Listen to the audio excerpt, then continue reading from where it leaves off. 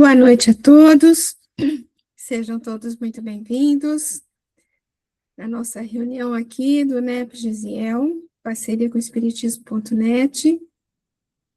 Prosseguimos ainda no capítulo 14, acho que por algumas semanas ainda, hoje na quarta semana do capítulo 14, que leva o título de Jesus é o caminho, a verdade e a vida. Eu coloquei aqui para a gente foi até o 12, tá? E eu pus um trecho aqui, né? Do que onde a gente está mais ou menos, para a gente se situar, né? As últimas coisas que a gente viu foram esses daqui, ó. Crede em mim, porque eu estou no Pai e o Pai está em mim. Crede ao menos por causa das mesmas obras. Amém, amém vos digo, aquele que crê em mim, as obras que eu faço, ele fará também, e fará maiores do que estas, porque eu vou para o Pai. E hoje é a partir desse 13 aqui que a gente vai ver. Vamos dar uma lida aqui geral, depois a gente volta no 13. E o que pedirdes em meu nome, isso farei, a fim de que o Pai será glorificado no Filho. Se me pedirdes algo em meu nome, eu farei. Se me amardes, observareis os meus mandamentos. E eu rogarei ao Pai, e ele vos ele vos dará outro Paracleto, a fim de que esteja convosco para sempre. O Espírito da verdade, que o mundo não pôde receber, porque não o contemplou nem o conhece, vós o conheceis, porque permanece junto de vós e estará entre vós. A gente vai ver esse trecho aqui hoje, tá? Então, nós vamos para o 13 aqui, ó. E o que pedirdes em meu nome, isso farei, a fim de que o Pai seja glorificado no Filho. Num entendimento muito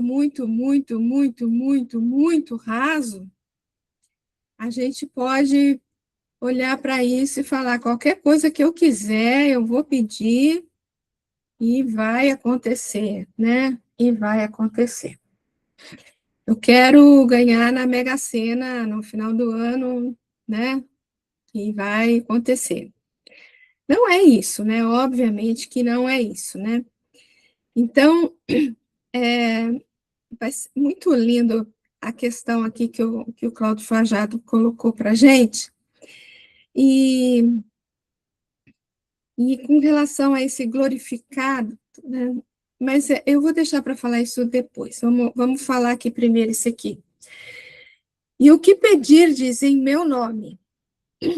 No Sermão do Monte, Jesus nos ensinou um dos mais belos artigos da lei de Deus, quando diz: pedi e dar-se-vos-á, buscai e encontrareis, batei e abrir-se-vos-á.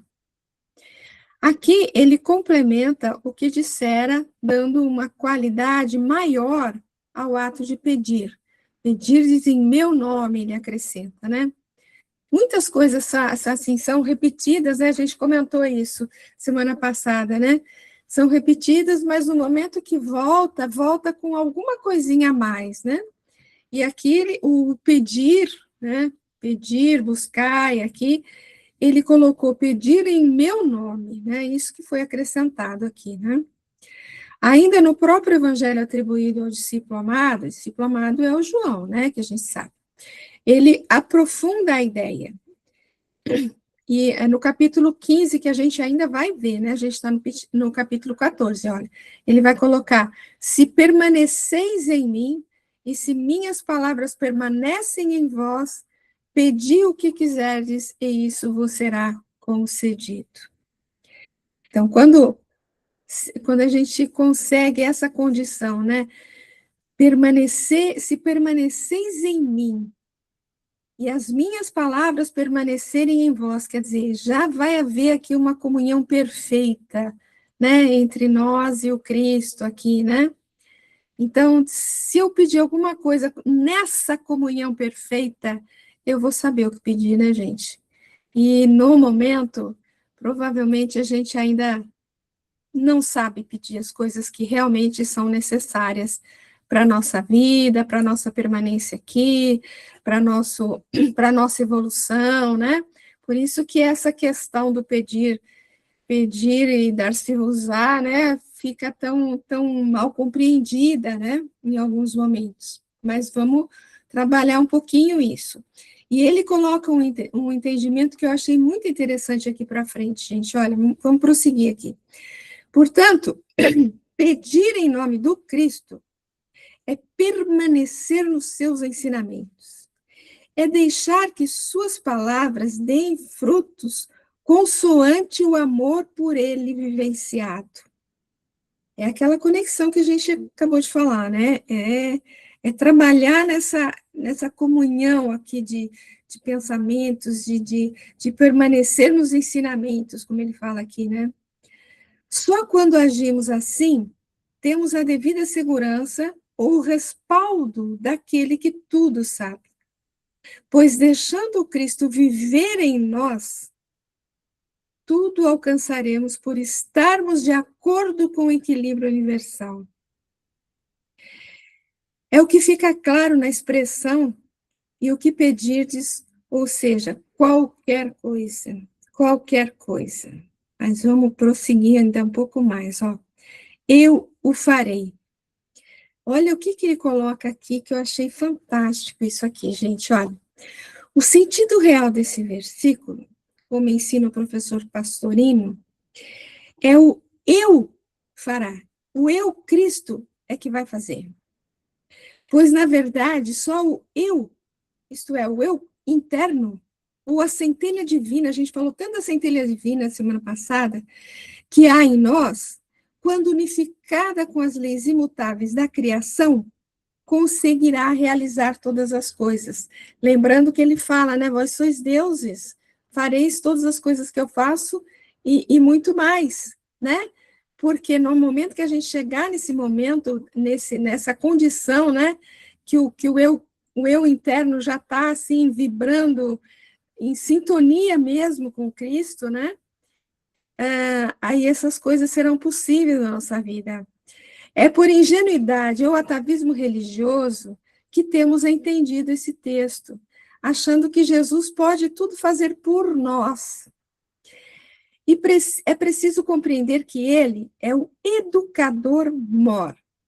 O que ele pode fazer por cada um de nós é nos capacitar para que entremos em conexão com Deus, despertando assim nossa vontade em uníssono com o Criador.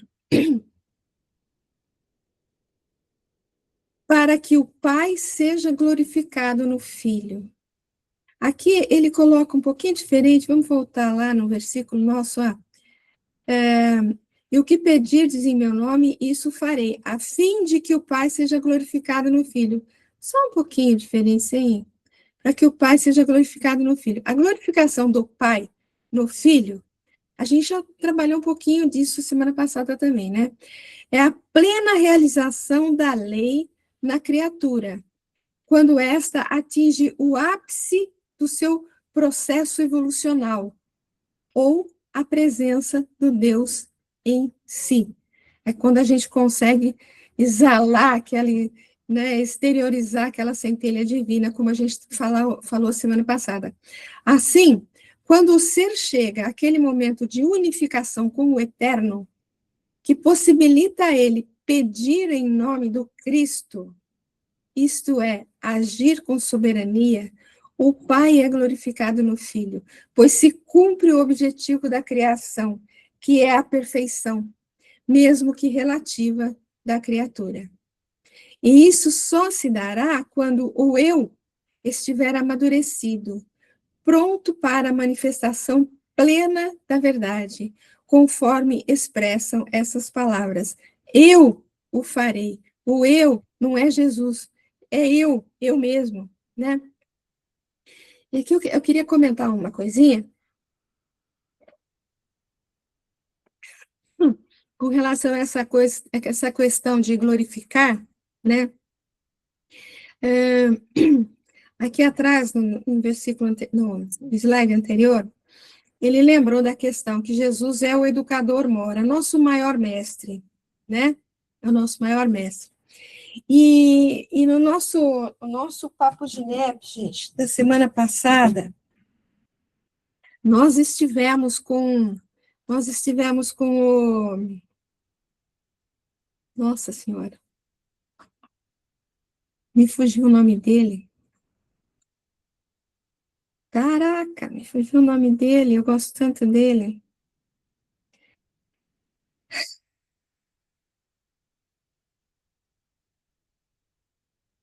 O Tarsilo Rangel.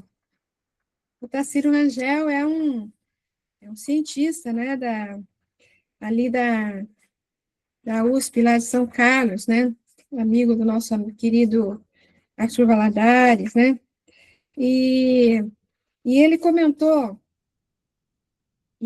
uma coisinha, eu queria achar aqui onde é que está isso, e eu não vou achar, meu Deus do céu, peraí.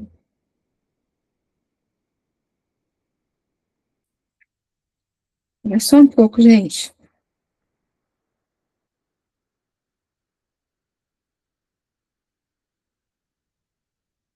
Não importa, vai, né? Deixa eu ver. Não, não importa. Mas ele comentou de um trecho que Jesus fala que vai haver um momento onde ele vai separar as ovelhas dos bodes, né? As ovelhas dos bodes, e as ovelhas sentarão à direita, os bodes sentarão à esquerda, né? E ele falou da diferença entre a ovelha e o bode, e falou, e essa passagem fala que Jesus vai ser glorificado, né? Vai ter a glória. E ele comparou Jesus como sendo o nosso mestre, o nosso professor, né? E nosso mestre maior, e falando o que seria a glória desse mestre maior. Então, ele colocou assim, ele falou, olha, eu já fui professor, ele foi professor lá na USP de São Carlos, né? Eu já fui professor, ele falou. E a glória de um professor é quando você percebe que o aluno assimilou tudo aquilo que você conseguiu passar para ele, conseguiu ensinar para ele. Então, o aluno consegue ah, lançar mão de tudo aquilo que você passou para ele e utilizar e aplicar, ou seja, vivenciar exatamente tudo aquilo, né? Eu achei interessante essa comparação que ele fez com o professor, a glória do professor, né? Com a glória do nosso mestre maior glorificado, né? Que o nosso mestre maior seja glorificado. E nós somos os alunos, né? Nós somos os discípulos. Então, ele realmente vai ser glorificado, vai se sentir na sua glória, quando realmente todos os seus discípulos assimilarem todos os seus ensinos, toda a sua, tudo que ele passou para a gente, né? E que possamos vivenciar isso, que possamos aplicar tudo isso que ele passa para a gente, né? Então, e aqui ele fala, com outras palavras, ele fala praticamente a mesma coisa, que é no momento que a gente realmente desenvolver, como a gente falou muito a semana passada, essa centelha divina que existe em nós, que a gente consiga realmente exteriorizar isso tudo, e a gente vai estar exteriorizando o quê? Os ensinos que Jesus passou para a gente. Essa vai ser a grande glória do nosso mestre maior, né? E é nesse momento que ele vai ser glorificado, que ele vai ser glorificado. Eu achei interessante essa comparação que ele fez, entendeu? Com um professor comum, com o nosso mestre maior, né? Com o nosso mestre maior. Vocês têm alguma coisa para comentar, gente?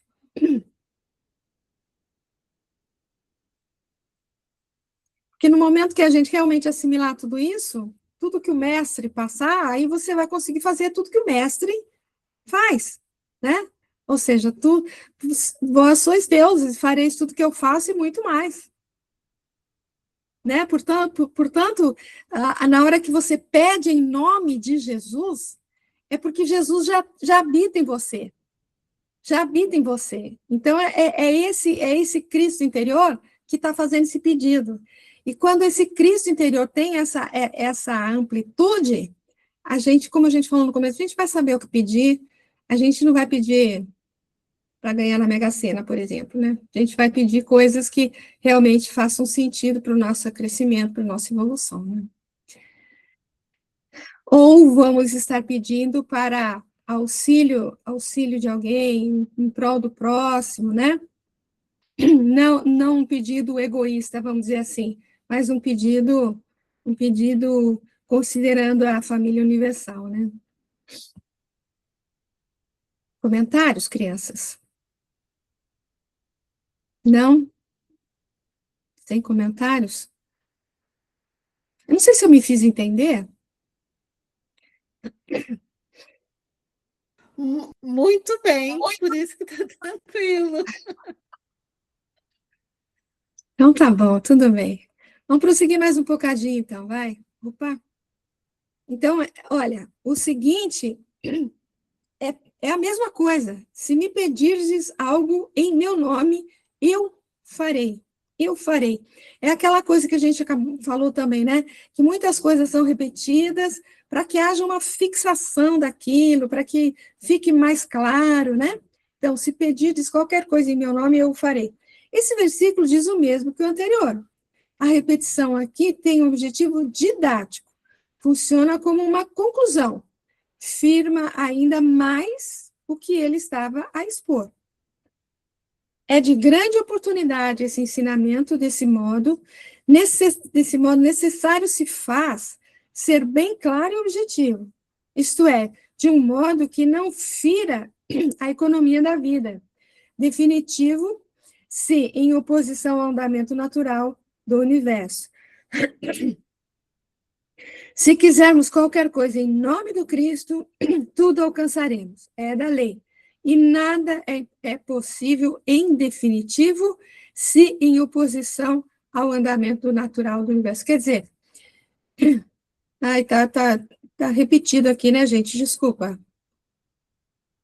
Desculpa, tem alguma coisa errada aqui. É aquela história, né? Não sei quem foi que digitou esse nosso troço aqui. Tem que prestar mais atenção, tem que ser mais atenta, menina. Mas o bonito que ele fala aqui, que pelo menos foi o que entendi, é que, na verdade, só será definitivo quando realmente essa assimilação do eu crístico for definitiva, né?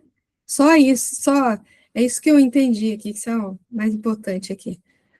Nossa, não sei o que eu fiz aqui, desculpa, gente. É que na hora de copiar os textos aí, às vezes a gente acaba se confundindo tudo, principalmente quando a gente faz isso de madrugada, quando a gente está com sono já. Vamos lá, vamos seguir mais um pouquinho. Se me amardes, observareis os meus mandamentos. Isso tem muito a ver com o que a gente aprendeu lá na Carta aos Gálatas, hein, gente? Tem muito a ver com aquilo que a gente aprendeu lá. Se me amardes, se é uma conjunção em que se expressa uma condição necessária para que se efetive algo. Então, o se, né? É uma conjunção que é uma condição necessária para que algo aconteça, né? Então, se me amardes, é a condição de que fala o Senhor. Nele não há personalismo. Portanto, me amardes não é amar a personalidade humana de Jesus, e sim o ser crístico que ele é. É amar a Deus e suas leis, é amar a si mesmo, vendo-se como imagem imagem do todo sábio. É amar o próximo, sentindo ele também como centelha daquele que tudo fez. É aquela ideia que a gente viu muito lá em Gálatas, da questão da fé, né? O que Paulo entendia por fé, né? Fé não é simplesmente acreditar, simplesmente não conhecer, né? Achar que é verdadeiro, não, é uma questão que tem tudo a ver com aquilo que a gente estava falando aqui, da centelha divina, de realmente a gente assimilar tudo aquilo que Jesus deixou para a gente, né? Que é esse sentido desse amardes aí, né? Não é só achar bonitinho, achar interessante, né? É muito mais que isso, né? Então, se realmente tiver essa condição, né? Guardareis os meus mandamentos. Essa é a ação que será efetivada se for atendida à condição anterior. Ou seja, se realmente amar, se realmente assimilar tudo aquilo, né? Você vai ter guardado dentro de você todos esses sentimentos, esses ensinamentos do Cristo, né? Se compreendermos Jesus, pois é na compreensão que nasce o amor. E se avançarmos realizando os seus mandamentos, estaremos dando mostras do amor do próprio Criador, pois os mandamentos de Jesus são os mandamentos do Pai que o enviou. Mandamentos esses que ele resumiu em apenas um, sendo bem claro: o meu mandamento é esse, que vos ameis uns aos outros, assim como eu vos amei. Tudo bem? Acho que está tranquilo até aqui, né? Alguém quer falar alguma coisa? Acho que tem um texto agora, tem um texto de Emmanuel, ele comenta esse versículo aí: se me amais, guardareis os meus mandamentos. Então veja aqui, ó. Está no livro Palavras de Vida Eterna, no Convívio do Cristo. Sem dúvida que são várias as atitudes pelas quais denotamos a nossa posição diante do Cristo. Como que a gente se coloca diante dele, né? Ser-nos-á sempre fácil, hein? Admitir-lhe a grandeza, tributar-lhe honrarias, estudar-lhe as lições e transmitir-lhe os ensinos. Apaixonar-nos por seu apostolado e exaltar-lhe a personalidade nos valores artísticos. Aceitar-lhe as revelações e defendê-lo com veemência. Receber-lhe as concessões e entoar-lhe louvores. Identificar-lhe o poder e respeitar-lhe a influência. Tudo isso ele fala que é muito fácil a gente fazer. Prossegue. Reconhecer-lhe a bondade e formar no culto a ele entre os melhores adoradores. Perceber-lhe a tolerância e abusar-lhe do próprio nome. Tudo isso realmente ser-nos-á possível sem o menor constrangimento no campo das manifestações exteriores. Manifestações exteriores, né?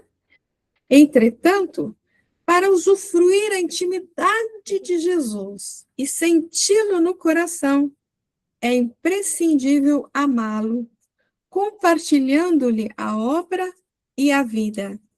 Eis porque o Divino Mestre foi claro e insofismável quando asseverou para os aprendizes que tão somente os que o amam saberão trilhar-lhe o caminho e guardar-lhe os mandamentos.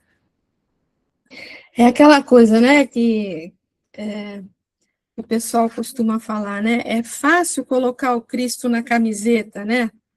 Difícil é colocar o Cristo no coração. Na camiseta é fácil, né? Pôr uma foto do Cristo assim na camiseta, no quadro, aí é fácil. É isso que o Emmanuel está falando aqui para a gente, né? Apesar de realmente ele ser muito sério e às vezes não tão fácil, né? Os textos do Emmanuel às vezes são duros da gente entender, mas esse foi facinho de entender, não foi? Esse foi facinho. Já que esse foi facinho, então tem outro, tá? Fala, Denise.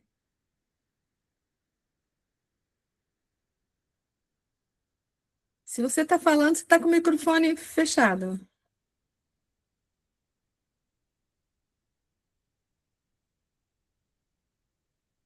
Não? Não vai falar? Peraí que ela bateu sem querer. Vamos ver. Vamos prosseguir, então. Tem um outro livro que ele comenta também esse versículo, que está no livro da Esperança, é Espiritismo e Nós. E no livro da Esperança, só lembrando, né, que o Emmanuel pega sempre um versículo do Novo Testamento, no caso é esse versículo que a gente está vendo aqui, e pega uma frase do Evangelho segundo o Espiritismo, né? Então, do Evangelho segundo o Espiritismo, ele pegou: o Espiritismo vem realizar, na época prevista, as promessas do Cristo. Entretanto, não o pode fazer sem destruir os abusos. Vamos ver o que ele fala, então. É um texto um pouquinho longo, viu, gente? Mas acho que vale a pena a gente ver. Todas as religiões garantem retiros e internatos, organizações e hierarquias para a formação de orientadores condicionados que lhes exponham as instruções segundo o controle que lhes parece conveniente. A doutrina espírita, revivendo o cristianismo puro, é a religião do esclarecimento livre. Mas se nós, os espíritas encarnados e desencarnados, situarmos nossas pequeninas pessoas acima dos grandes princípios que a expressam, estaremos muito distantes dela, confundidos nos delírios do personalismo deprimente em nome da liberdade.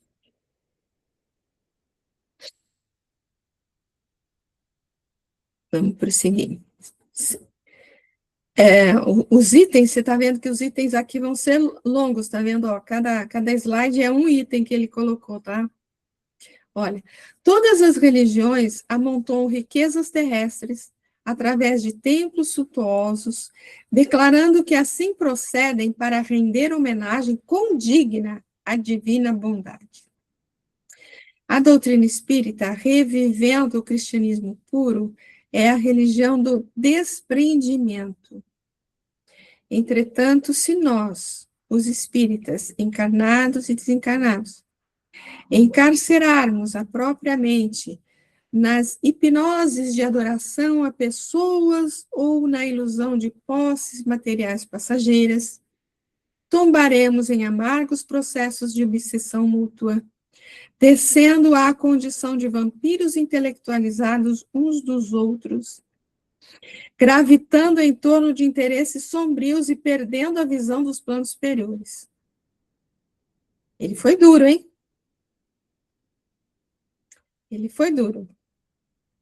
Mas ele está alertando, ele faz ele faz diversos alertas aqui, né? Aqui no caso do desprendimento, a gente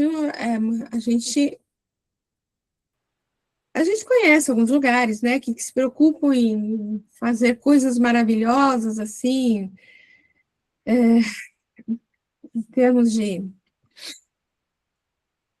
das coisas dentro da própria prédio, né, das coisas do próprio prédio, né, e assim, e é interessante que ele fala nas hipnoses de adoração a pessoas ou na ilusão de posses materiais, né, porque às vezes existe uma pessoa dentro da casa espírita que se propõe a ser vamos falar, né, às vezes as pessoas são quase que idolatradas também, né? Então, olha só, né? Descendo a condição de vampiros intelectualizados uns dos outros. Que louco, né?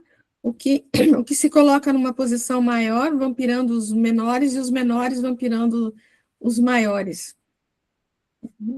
Maiores e menores aí, tudo entre aspas, né, gente? Vamos lá. Todas as religiões cultivam rigoroso sentido de seita, mantendo a segregação dos profitentes.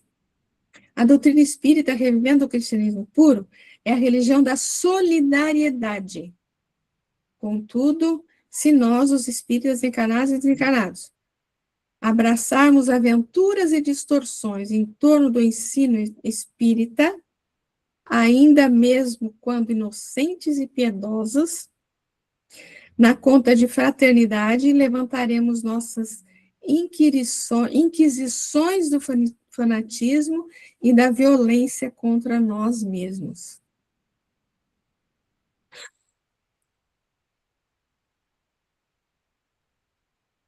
Estou dando um tempinho para a gente pensar.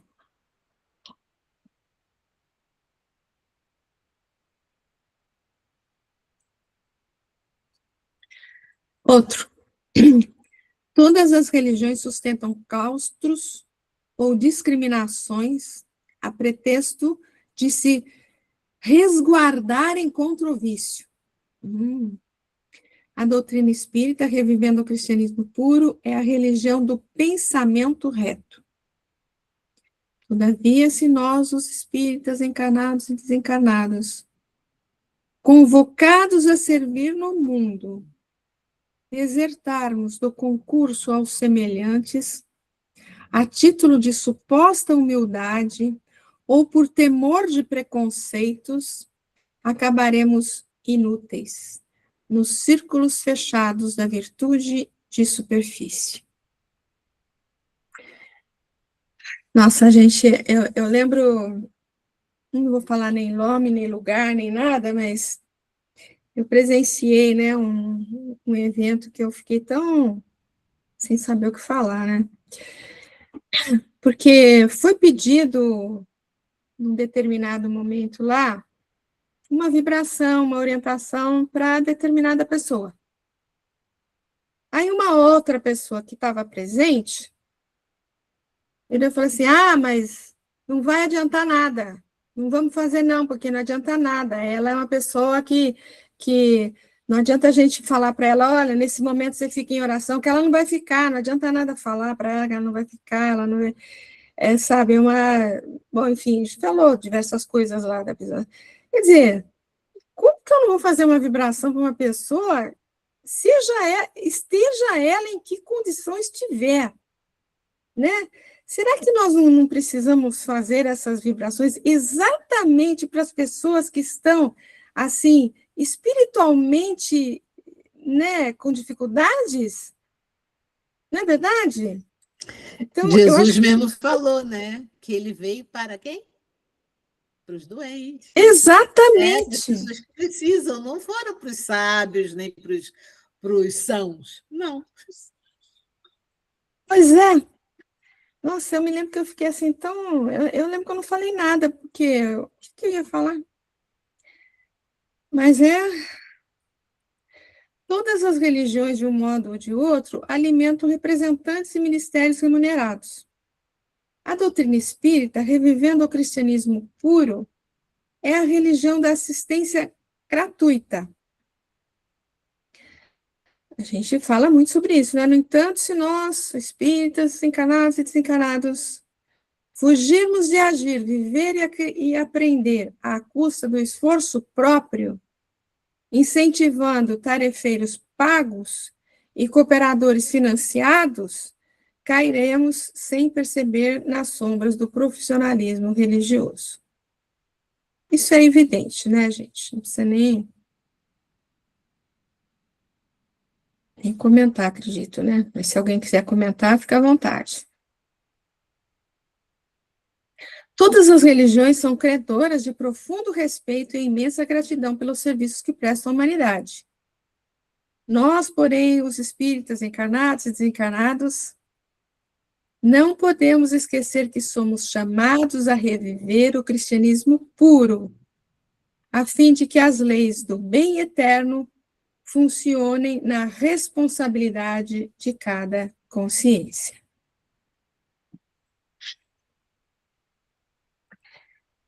Exortou-nos o Cristo, amai-vos uns aos outros como eu vos amei. E prometeu, conhecereis a verdade e a verdade vos fará livres. Proclamou Kardec, fora da caridade não há salvação. E esclareceu, fé verdadeira é aquela que pode encarar a razão face a face. Isso quer dizer que sem amor não haverá luz no caminho e que sem caridade não existirá tranquilidade para ninguém. Mas aqueles mesmos enunciados significam igualmente que, sem justiça e sem lógica, os nossos melhores sentimentos podem transfigurar-se em meros caprichos do coração. Tudo bem, crianças?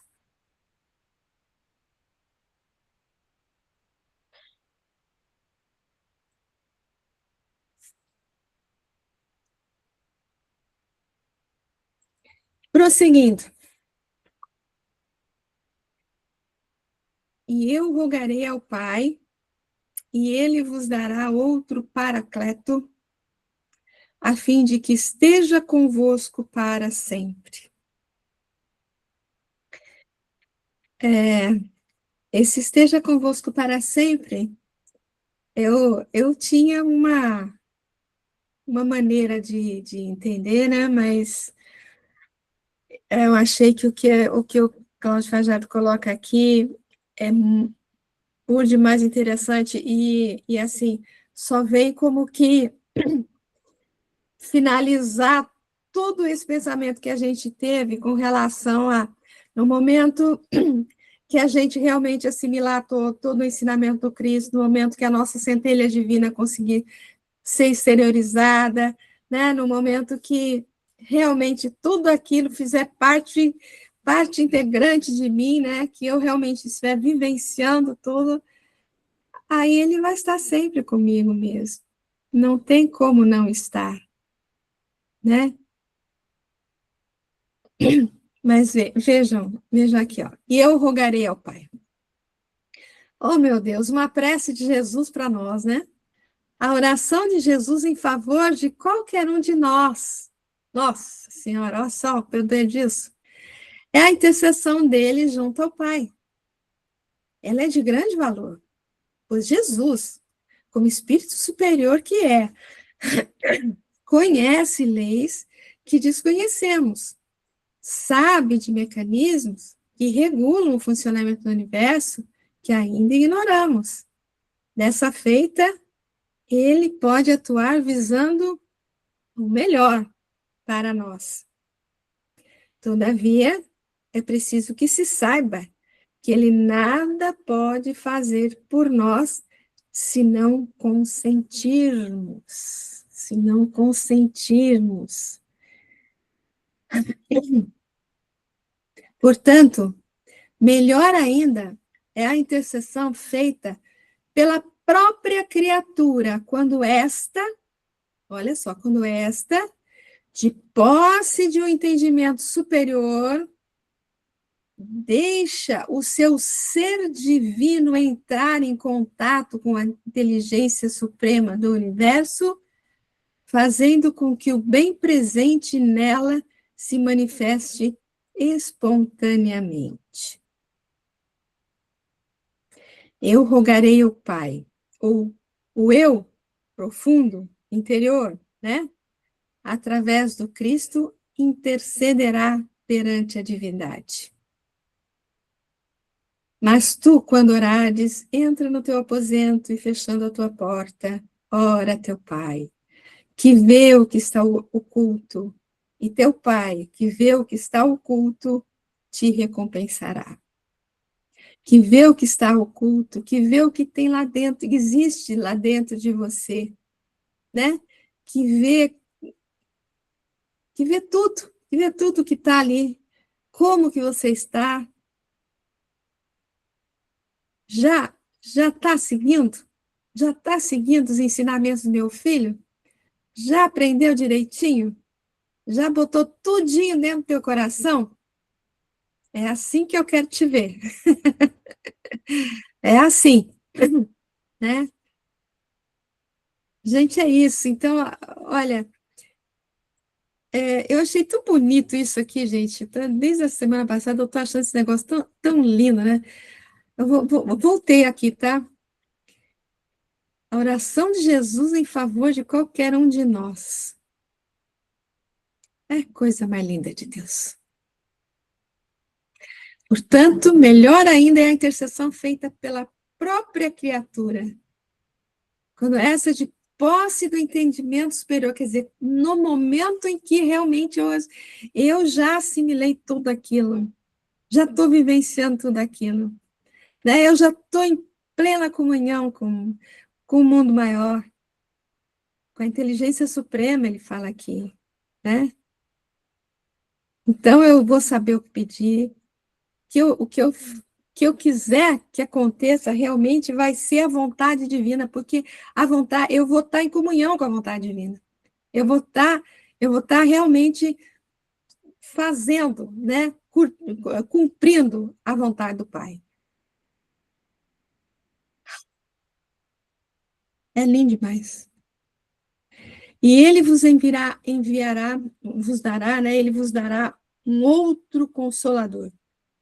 Ali no versículo que a gente colocou aqui, né, que é a tradução do Haroldo, e eu rogarei ao Pai, e ele vos dará outro paracleto, né, tá aqui. E ele coloca aqui, outro consolador. E aí ele explica por quê. O grego parácletos, aqui traduzido como consolador, está em outras reversões como paráclito, conselheiro, ajudador ou ainda advogado. Optamos pelo tradicional consolador, pois se advogado, que talvez seja a tradução literal mais correta, expressa um defensor, um representante diante do mundo exterior. Consolador, na verdade, então, exprime melhor algo que nos aquieta o íntimo, sendo assim um melhor recurso para a edificação do espírito. Devemos analisar esse versículo em um plano coletivo e também em um âmbito mais íntimo. Então, vamos ver aqui.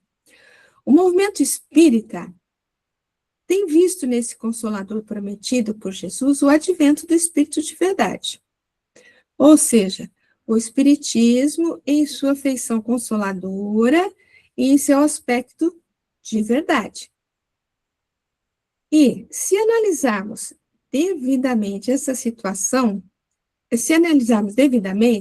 essa situação se faz clara, pois a doutrina dos espíritos preenche todos os requisitos de acordo com o que prometeu o sábio Rabi da Galileia. Assim, no aspecto de evolução coletiva, de acordo com o estado de maturidade alcançada pela humanidade, era preciso que uma filosofia unisse religião e ciência para que a evolução intelectual e moral caminhassem juntas, permitindo maior avanço do espírito. No campo íntimo, esse que ele falou é o campo coletivo, né? No campo íntimo, esse consolador é o próprio amadurecimento do espírito, quando opta pela vivência do evangelho ou quando se integra espontaneamente no trabalho como co-criador em grau maior de consciência. Nesse momento se dará a vinda do Filho do Homem, conforme expressa esse mesmo evangelho em um versículo que analisaremos mais adiante, que está nesse capítulo mesmo, né, lá no 23. Jesus respondeu e disse-lhe: se alguém me ama, guardará a minha palavra, e meu Pai o amará, e viremos para ele e faremos nele morada. A gente vai chegar lá no 23.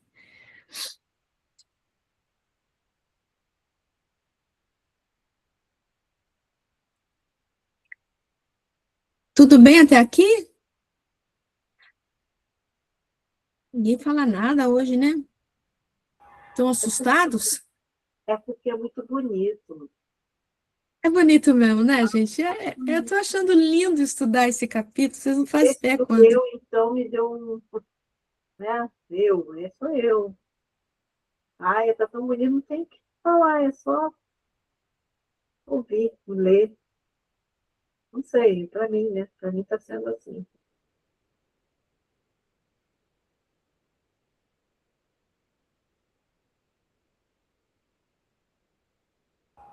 Seu áudio está fechado, Val. Desculpa. Eu estava falando que esse livro do Cláudio Fajardo é fantástico, né? Que a gente recomenda muitíssimo. E que ele tem não só esse livro, como tem o Sermão do Monte também, o Sermão Profético, e tem outros livros que ele fala sobre as parábolas, é o Jesus Terapeuta, se eu não me engano o título, e tem outro livro que ele fala sobre o Apocalipse. Tem vários livros, eu acho que eu tenho todos os livros dele, e são todos, assim, fantásticos, são todos muito, muito, muito bons, recomendo, assim, muito, muito, muito.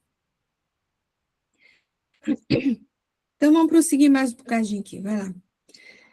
E aí que fique convosco para sempre.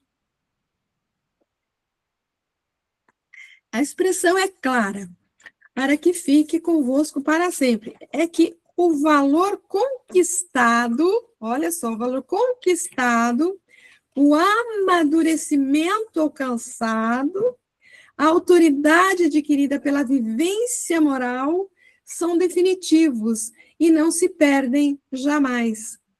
Porque quando fala, muitas vezes eu já vi interpretação disso, que fala assim, porque ele mandou a doutrina espírita, e aqui a doutrina espírita está aqui, todo mundo pode consultar, ver toda hora, isso aqui, então está aqui para sempre. E não tem nada disso, né? Esse ficar para sempre é a questão daquilo que você realmente conquistou, aquilo que o espírito conquista, ele não perde mais, né? E não perdendo mais, fica conosco para sempre. Então, esse estado íntimo, definido pelo Senhor, é adquirido pela prática do amor, que, conforme o termo grego agapau, eu não sei como é que lê isso aqui, tá? Usado no versículo anterior, significa o amor de união profunda, sintonia perfeita entre o ser amado e aquele que ama. Ou seja, é o amor superior capaz de despertar a essência crística em cada um de nós.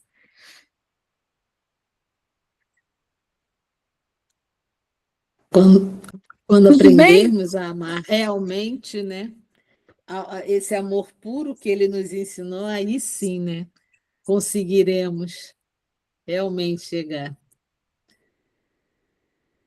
Então, É aquela palavrinha anterior, lá dos primeiros textos, é a condição do amadurecimento, a condição do aprendizagem, a condição, né, de internalização de tudo que Jesus ensinou.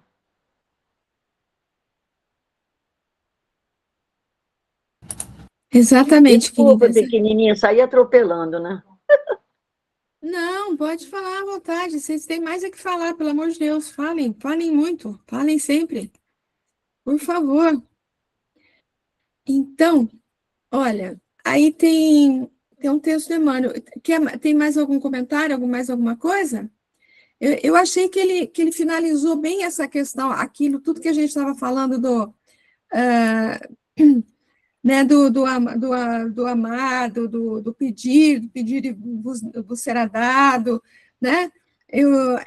Aqui está como que, para mim, está como que finalizando isso, está como que finalizando aquele entendimento lá.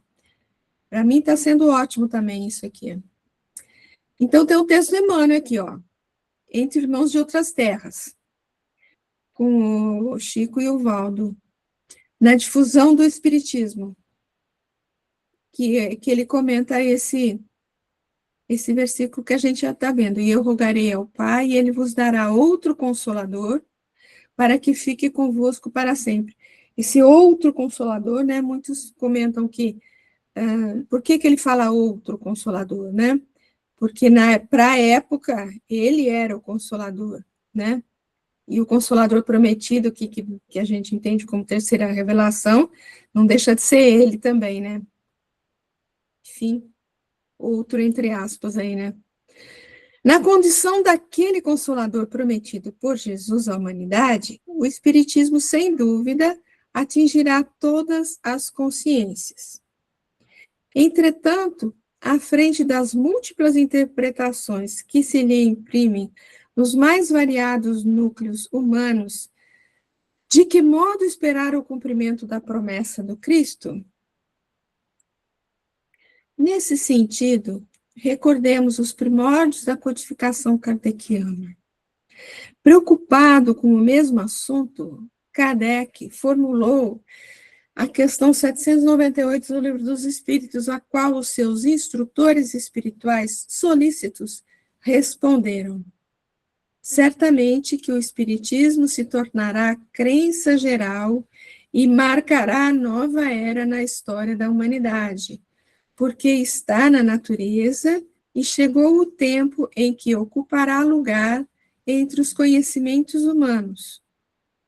Terá, no entanto, que sustentar grandes lutas, mais contra o interesse do que contra a convicção, porquanto não há como dissimular a existência de pessoas interessadas em combatê-lo, umas por amor próprio, outras por causas inteiramente materiais. Porém, como virão a ficar insulados, seus contraditores se sentirão forçados a pensar como os demais, sob pena de se tornarem ridículos. Nossa!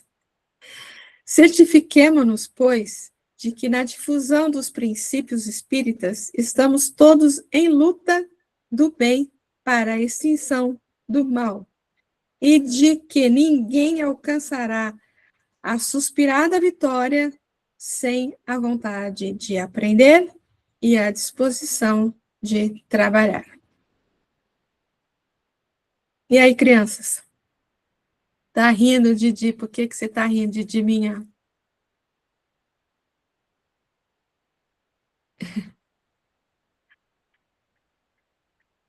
Não tem jeito, né? Ele sempre fala na questão do servir, na questão do trabalhar, né? É, é isso. Eu acho que o verbo servir é o verbo que o Emmanuel mais usou na vida dele. Ai, meu Deus, vamos lá. Mais um versículo. O Espírito da Verdade, que o mundo não pôde acolher, porque não o vê, nem o conhece. Vós o conheceis, porque habita convosco e está em vós. Isso é forte também. O Espírito da Verdade, que o mundo não pôde acolher, porque não o vê, nem o conhece. Vós o conheceis. Ele está falando isso para os discípulos, né? Que os discípulos conheciam o Espírito da Verdade. Porque habita com eles. Porque estava com eles. Ele era o Espírito da Verdade, né? Então, vamos lá. O Espírito da Verdade. O Espírito da Verdade é o Espírito de verdade característico do amadurecimento da própria criatura. A evolução nos leva a despertar e a exteriorizar o estado crístico que existe em nós desde o princípio por herança divina. A lei nos impulsiona para adiante e cada conquista adquirida mais nos aproxima desse momento. Quando atingido esse aperfeiçoamento que nos distingue da massa, dizemos que a verdade já é a tônica do nosso comportamento. É nos informando sobre essa conquista que Jesus asseverou: e conhecereis a verdade, e a verdade vos libertará. Ele falou isso para os fariseus, né? Bom, vamos seguir, vai, depois a gente volta aí. Que o mundo não pode acolher, não pôde acolher. O mundo é a representação do que é material e de seus interesses imediatistas. O estado de espírito que mencionamos é incompatível com esse sentimento de cobiça ou vantagem pessoal. Dessa forma, o mundo, que não pôde acolher algo que é eminentemente espiritual e que só vise ao ganho do ser imortal. Por isso, ele não pode acolher esse sentimento, é incompreensível para ele. Ele não chegou ao ponto, né, de entender a mensagem do Cristo, né? Então, principalmente na época lá, né, realmente o mundo não pôde acolher, porque ainda estavam muito voltados para os interesses imediatistas que eles falam aqui, né? Essencialmente ali os fariseus, doutores da lei, tão apegados àqueles cultos, aquelas coisas todas, né? Então, a gente tem que reconhecer, né? Tem que dar um crédito para eles também, coitadinhos, que não seria fácil para eles realmente assimilar, né? Uma vida inteira, assim, mais de séculos e séculos, né, com aquele ensinamento batendo ali na cabecinha deles, não seria fácil para eles, não seria fácil, de forma alguma, né? Por isso que Jesus fala, o meu reino não é desse mundo cheio desse mundo de imediatista aí, desse mundo material aí, né? Porque, então é assim, o mundo não pôde acolher, porque não o vê, nem o conhece. Não o vê no sentido de não percebe, né? Não reconhece ali o que estava sendo mostrado para eles, né? O ver é conhecer ou perceber pela visão. Não só pela visão, né? Mas principalmente pelo coração, acredito, né? É dentro desse aspecto uma atitude física, pois no plano em que nos situamos, é preciso que tenhamos olhos bons para que possamos ver. Olhos bons para ver, ouvidos bons para ouvir e coração para sentir, né? O mundo, como dissemos, representa os interesses materiais e transitórios. Tem enorme dificuldade de ver e compreender o que não é perceptível fisicamente falando. Dessa forma, por não entender as atitudes nobres daquele que se acha em um grau maior de evolução espiritual, não acolhe com naturalidade seu comportamento típico de um ser evoluído. As coisas, os fenômenos que Jesus fazia eram tidos como atos de feitiçaria, né, ou como coisas do demônio, né, do demônio. Como a criatura humana pode ser tão complicada assim, né? No sentido de é um orgulho, né? Um orgulho grande de eu tenho conhecimento, né? Eu estudei tudo isso aqui, eu tenho esse conhecimento e sei que é assim que funciona. É assim que essa é a minha verdade, né? A minha verdade, né? Não a verdade, a verdade, né? Por isso que ele fala, conhecereis a verdade vos libertará, né? É impressionante, mas é da natureza humana, né? Porque ainda hoje a gente vê pessoas que estão apegadas a uma condição e por muito que se fale, por muito que possa ser mostrado, a pessoa não abre mão daquilo e a gente percebe que aquilo, né, não é o mais adequado ou correto, sei lá, mas não sei o que é. Bom, seguindo. Assim, se é difícil para aquele que se acha movido por interesses mesquinhos ver o que é próprio do domínio espiritual, muito mais difícil é compreender, pois conhecer denota análise e vivência, o que está em um plano ainda mais distante. Eu acho que eu comentei isso semana passada. Vou repetir, né, uma fala aqui, ó. eu escutei já algumas vezes do Arthur, né? Essas pessoas, esse mundo que ele está se referindo aqui, né, que não o vê, não o conhece, não o percebe, na verdade, né, é aqueles que não têm olhos bons, como tá escrito aqui, né, mas que, é assim, aqueles que só conseguem ver, perceber o que está morto ou vai morrer. O que está morto ou vai morrer é tudo que está no mundo material, né? O que está no mundo, o que é do mundo espiritual, ou seja, o que é um conhecimento espiritual, não é uma coisa que os olhos físicos possam ver, né? Não é uma coisa que os olhos físicos possam perceber, né? O que as verdades do mundo espiritual, os ensinamentos do Cristo, são coisas que o coração vai perceber, né? Que os olhos do espírito vão perceber, né? Que o coração vai sentir. É isso, né?